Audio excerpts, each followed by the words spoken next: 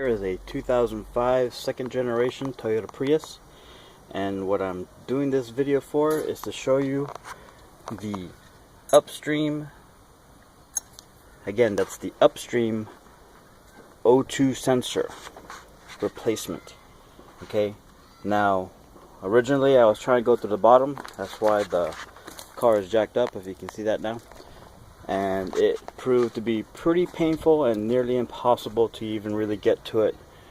So what I ended up doing was I was looking around hoping to find something on YouTube, couldn't find anything, so I decided to go ahead and make this video. I did see one tip that I decided to go with, and this is what I'm going to show you. They recommended that you pull off the top of your car, which is basically your windshield wipers, this little cover for protecting it, and then the bottom part. So just so you can go through this if you ever have to do this on your own. I believe these were the 14 millimeters. I used a 9/16 to pull out the nut that was sitting over here underneath the cap, and once you remove these, you're going to be able to remove the plastic cover that you see right here that goes all the way across. Okay, snaps in the middle, there's little snaps under here. As you pull them out, all these little snaps right here will come undone. Be careful because these cars are getting up in age, and as they get up in age, all the plastic pieces become brittle and they start breaking very easily. Over here, all these nuts that were being held, as you can see right here, were, I believe they were 10 millimeter. Right, you pull all these out, you have to look around for them. They're all in various strategic locations to lock this down. Okay, once you pull the majority of this off, you can get through some of the ones that are a little bit harder to get to, but it is manageable and it is pretty fast, especially if you use such like an impact or a drill to fix your sockets on and pull them off. Once you get that clear, then you have access to the location of the upstream O2 sensor, which is going to be down here, right where that light is showing. See this pipe right here? This is your exhaust manifold. Okay, and right there where the light is shining, that's where you replace the old one with the new one. Here's the new one, right? Now the problem is, for some weird reason, these come with the heat shield, right, that are smaller than the average O2 sensor socket. Now the 7/8 is what the size of the nuts is right here, right? It's also the same size of the one that's in the new one. Okay, on the inside, see that in there? Okay, but the shrouds or the heat shields on them are too small for any of these to work. I actually went out and bought one that would fit. It was like extremely tight fit, but the problem is when I got it on the one that was out, this new one that I had, right? On the new one that I had, that I put it on there, it was real tight to get in, but I bought it anyway. And when I went to pull off the old one, the space that I showed you earlier, there wasn't enough room to put it wouldn't go in, period. It was just too long, and it was not going to be manageable to do any work when you actually got it. If you were able to take some cranks on it, it would back itself up against the back portion of it would be pushed up against another part of the engine block area, and it was it. You weren't going nowhere. So it was basically a lose-lose situation with that, and I'm sure there's a specific tool from Toyota you can go and buy, or you can go to Geezer Service. Of course, the whole point of doing it yourself is to save yourself some money. So the last thing you want to do is go buy a special tool that's requiring you to do it. So I decided to make this video to show you that with a little bit of determination,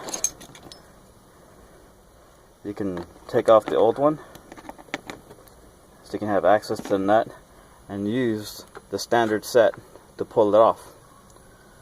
In this situation, to put it back on, of course, you don't want to tear it all up, at least not too much. Of course, to be honest, I was really determined just to rip this dang thing off and stick it on there.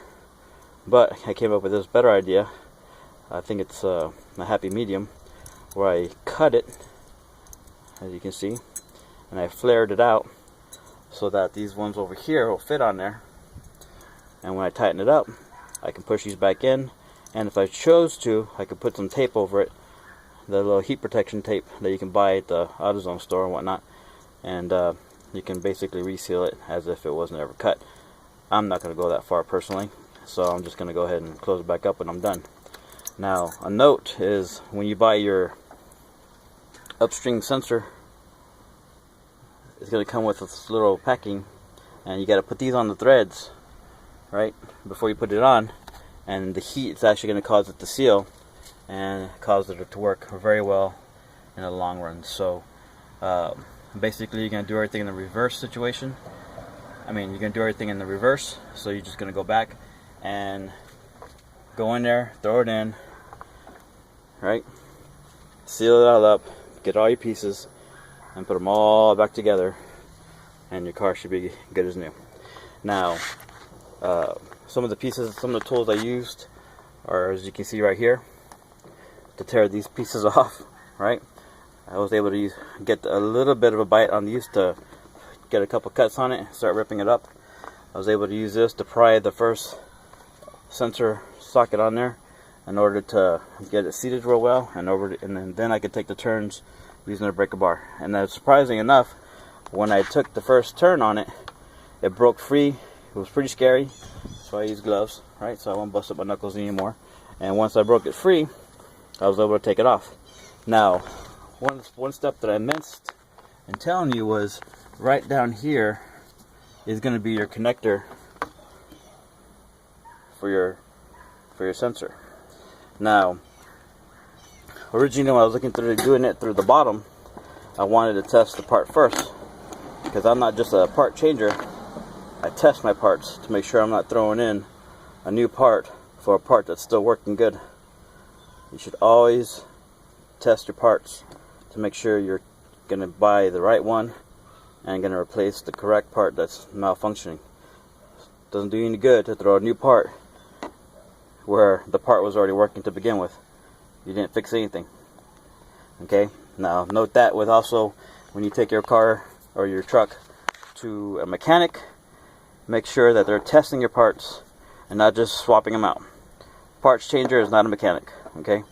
You want someone who's going to test the component that you believe and they believe is wrong, and once they determine that that part is wrong, then they switch that part out with the good working one. So once I was able to take the connector off from the top, which I couldn't do to the bottom, I was actually able to test it before I even replaced the part. Of course, in this situation, I had already bought the new upstream sensor, so I was already thinking, if I went this far, I may as well go ahead and finish it up.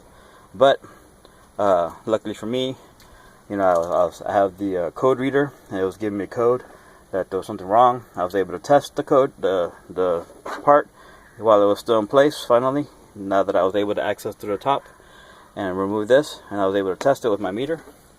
Right, plenty of YouTube videos on how to do that. So, and this, by the way, in this particular case, there's 4 wires, and so far my experience has been that whatever 2 wires are the same color, those are the ones you're going to be testing. Right? You're going to ohm it out. Okay?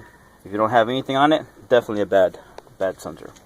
So I tested the new one. It's got some ohms on it. I believe it was somewhere in the 2.8 range. And over here, it was open. There was nothing there. So just remember, when you put this part in, to put your grease on, and make sure you get nice and good cranked down.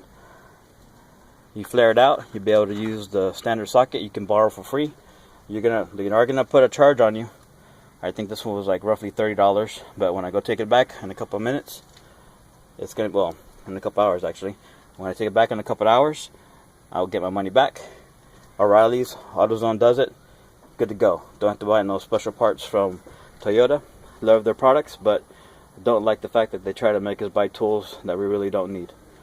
Okay? I hope this became useful, and I hope it helps a lot of people who are trying to save money, make ends meet. Good luck to you all out there. Live life. Have fun. Thank you very much for watching.